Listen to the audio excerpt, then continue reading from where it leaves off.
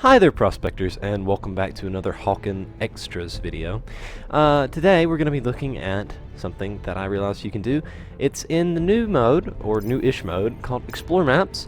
You can actually go into third-person mode. So we're going to go over to Last Eco and just take a look around, and I'll show you what I mean. Now, the Explore Maps, it's very useful, I would say, as a means of, for new people to get used to maps, and if they release any more new maps, you can sort of get a lay of the land and figure out what are good spots for certain mechs. So here we have my Berserker Super Kill.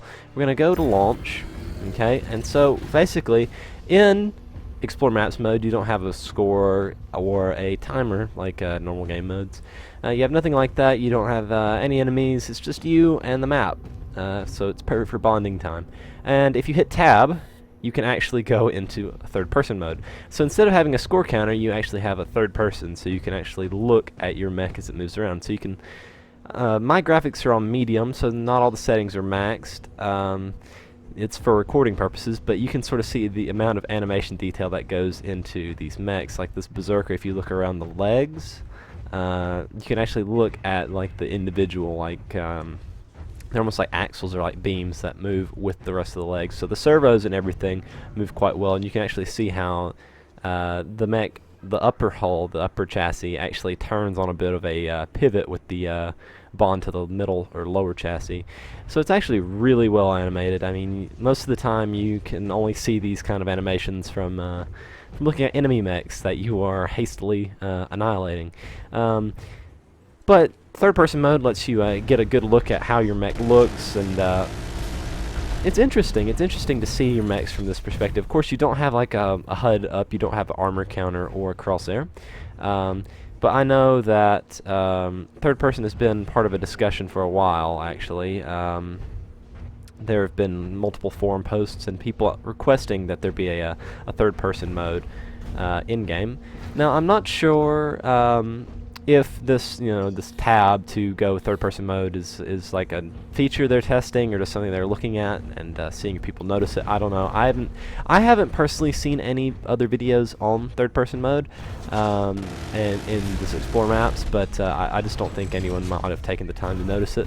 But third-person mode is in the game in a way of sorts, so that should probably make a couple people happy. Maybe they're testing this out as sort of a possible thing to have a feature as third-person. I mean, I know a lot of people on forums have actually talked about how third-person mode has, you can actually see a lot more. So if you look over toward that tower on the top right of the screen, this is what I'm looking at, foliage in first person, and in that I can actually look around cover. So that's just a concern with blending a third-person, first-person element. But enough of me talking about that. Let's go to self-destruct. And we're gonna just annihilate ourselves because there's no one else here to do it, and somebody's got to kill me at some point. So give it a second or two. Okay, we can actually go over and load up another mech. We'll load up my Reaper Phantasma. We can look at the animations for the Reaper, and as you can see, this is another really beautiful mech. The A-class mechs are just very graceful. The fact that they're very bird-like, very avian-like, it just lends themselves to mech design. I don't know, the reverse jointed legs and sort of they almost have like a more natural run to them. They don't look quite as gawky as the Type B or Type C mechs. That's just my opinion.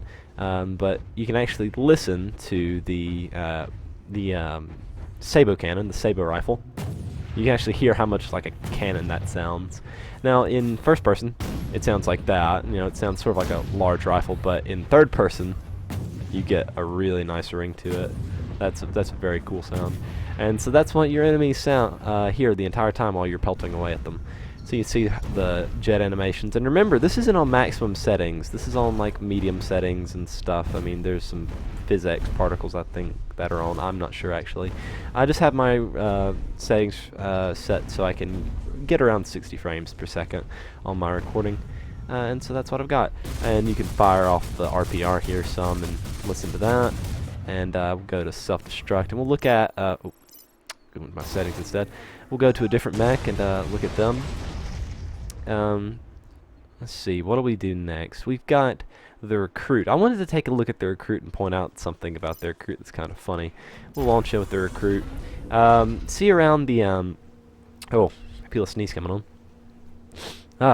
Alright, but if you look around where the legs are, sort of where they join to the center chassis, the tubes kind of move and flex in a really weird way. It's kind of strange, I'm gonna be honest. I don't know about that, but it seems to it seems a little awkward. I mean, as far as the animations go, this is excellent. The team that develops Hawken has done a very good job with their mech design and the amount of detail they've put into things. This is, again, not on maximum settings, and this is a gorgeous game. But I was just going to walk around and show off how the recruit sort of looks. I mean, you've probably seen plenty of recruits here.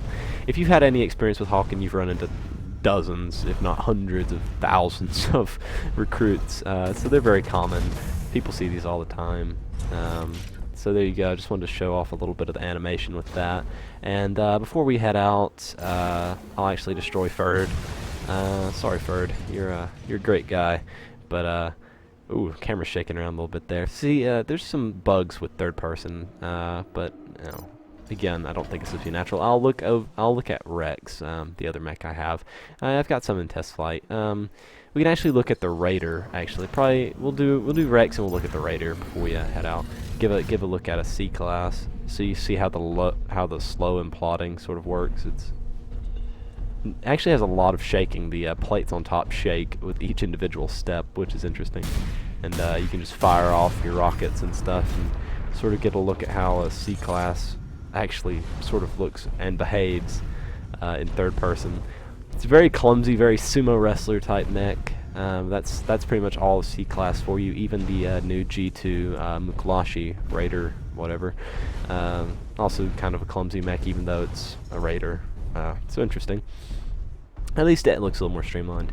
But there you go, sort of this big, heavy sort of fortress type, and we'll even go into bunker mode, and you can get a look at that, how it sort of crawls and pushes itself real slowly, and you can actually look at the arm mechanisms as it falls down. You can see the arms a little bit better.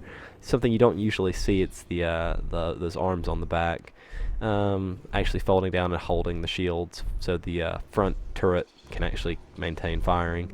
So that's very interesting. We'll destroy Rex, self-destruct, and we'll look at the Raider because the Raider is cool. Camera's jumping around. Oh, goodness me.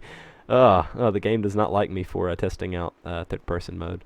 But we'll go over to the Raider here and launch in with the Raider.